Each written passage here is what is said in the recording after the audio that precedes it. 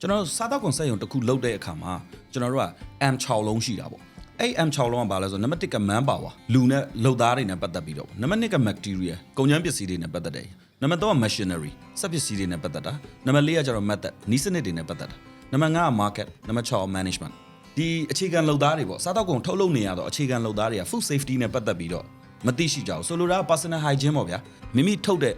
ထုတ်ကုန်ပေါ့လေဒဲမှာထည့်ရတော့ကုန်ပစ္စည်းတွေအကြောင်း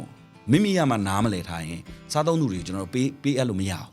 အဲ့တော့အနေရှိသွားနိုင်တယ်နောက်တစ်ခုကကျတော့ machinery ပေါ့နောက်တစ်ခုကကျတော့စားတော့ကုန်ထုတ်လုပ်မယ်ဆိုရင်ထုတ်လုပ်မယ်နီးစနစ်အမှန်တွေရှိပါဒီဟာတွေကိုတာရှည်ခံစေးမထည့်ဘဲနဲ့ရေရှည်ကျွန်တော်တို့က